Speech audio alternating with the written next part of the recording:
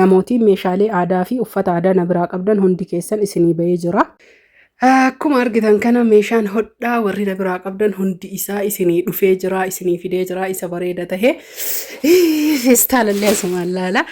Masoobiin daabbootuuni sadi hidhufee ebalu abbaa hin beeytanii. Safeediin daabbollee sadi hidhufee kun akkuma si ergaa jirtanii. Masoobiin buddeenaa jechuudha. Masoobii shantuyyuu dhufe. Kadura na biraa qabdan malee. Assalaamu alaikum warahmatullaahi wabarakaatu. Ashama harka fuune jirra jirtu amantiif kutaan osoo hin qoodin baga jiraattanii hundi keessanuyyuu isiniin jedha. Har'a wanni viidiyoo kana adda godhe yoo jiraate guutuun meeshaalee kanaa jechuudha.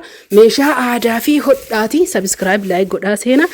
Maaliif baaftee nu waraabne yoo jettan isin agarsiisa. Sababa baasee isin waraabneef xiqqoo obsaa. Kunoo akkuma argitan kana roobaa jiidha. Barandaan irrillee jechuudha argitanii.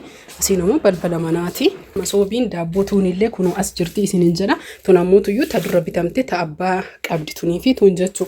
Tun ammoo masoobii daabboo lama asitti tan haaraya dhuftee jirti. Namni bitachuu barbaada. Kunuutii heloo jedha. Akkuma asitti argaa jirtan kana daantiliidhaan illee harka tokkoon uforaaba. Harka tokkoon ammoo tuyyuu isinii fiigaa jira. Isin ammoo tuyyuu kanuma laaltanii like share gochuu hin dagatinaa isiniin jedha kabajamtootaa fi hordoftoota haadha razaan. Kunoo akkuma asitti argitan kana daanteeliin kana jechuu kalarii kana tokko bichaadha. Kana jechuun kiyya tokko jechuuni kamasoobii tokko katirii tokko akkasuma kamasoobii daabbollee kamasoobii buddeenallee maajii jechuudha. Hordoftoota fi kabajamtoota kiyya kunoo daanteeliidhaan asitti isin argitan kunniin daanteelii masoobii kanneeniiti isiniin jedha.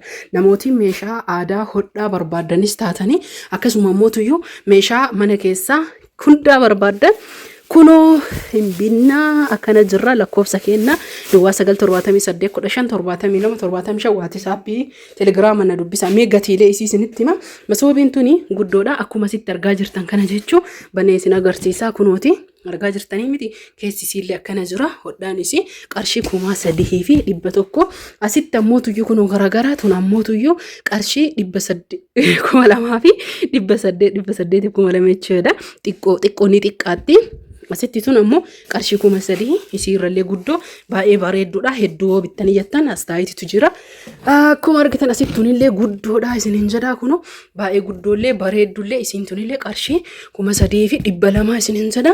Akkasuma safeediin daabboo masoobiin daabboo hundisiitu gatiin isaa garagara. Akkamitti yoo naan jettan guddinnaadhaani masoobiin tun baay'ee guddoo waan taateef qarshii 3,000 xixiqqoon 2,800 2,500 illee akka isin feetanii jirti. Hundi keessan meeshaa warri biraa qabdan meeshaa hodhaallee fudhadhaa. Meeshaa aadaallee kunoo akkuma asitti argaa jirtanii meeshaan na bira jiru fakkeenyaaf jechuudha. Meeshaan aadaa kunniin bahee haga nama 9 as taa'aa yookiin dhaabataa jira. Hordoftoota fi kabajamtoota kiyyaa ijoolleen meeshaa aadaa na biraa qabdan dhugaadha turee jira isin jala narraa akka fudhattanii fi tokkoffaa irratti akkuma asitti argitan qoriin amma sa'aatii kana as jirtu qorii gara 7-8ti.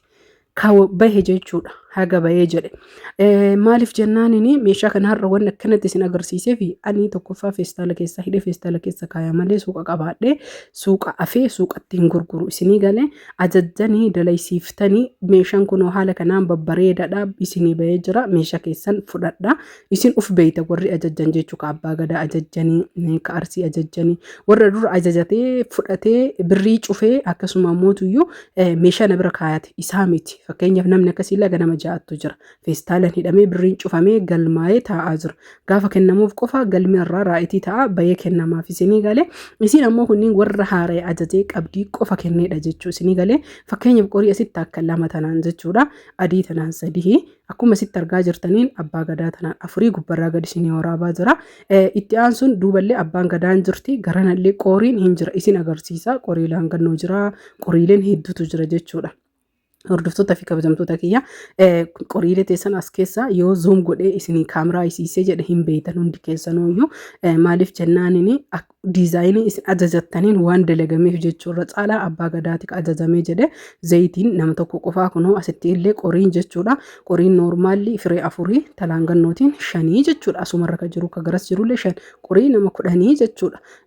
Sabaree kana dhiifama ciicoo kana namanna ajaje eenyu akka ta'e hin beeku namni na ajajjanii ajaja jechuu yookaan deebitanii baxxaltan dhiiftanis tahee akkasuma immoo ka irra jiraattanii koottaa fudhadhaa dhiifama waliin takkayyuu dogoggoree hin beeku garuu isa kana nama na burjaajesse wallaalee jechuun kastamarootuma maatii kiyya keessaa nama na ajajatee ajaja kana duuba deebi'an tahee hin beeku garuu dhufee jira meeshichi turee dhiisanii hin beeku. Itti aansuun uffata nama afuriiti jechuudha. Saudi Arabiyaa poostaan ergaa jirra. Uffata kana ijoollee hiriyoota garee keessa qara'anituyyuu hiriyoonni hiriyitti isitti heerumaa jira. Afran isaaniituyyuu wal fakkaataa ajajatanii poostalleen uffata isinii erguu eegallee jirra. Waan biraa osoo hin tahin waan akka carqii firaashaa uffata waan tokko tokko akkasuma barbaree shiroo dhadhaa fi daa'ima waan hin tahin dhangala'oo poostaa haga ammaatitti ergee hin beeku waan ta'eef akkasiin hin jedhaar. Kanaaf namni dhibbarraa dhibbatti barbaadan heloo jechuudhaan lakkoofsa bilbilaa kiyyaa ka asirra jiru kanaan na dubbisuu hin dagatina. Viidiyoo kana immoo odoo laayik sheeriin godhin illee irraa hin bayina. Uffanni kun amma faashina biyya keessatti illee biyya alaatitti illee garuu faashina adda addaa hojjechiifachuu dandeettan kana qofa doon ta'in horaa bulaa.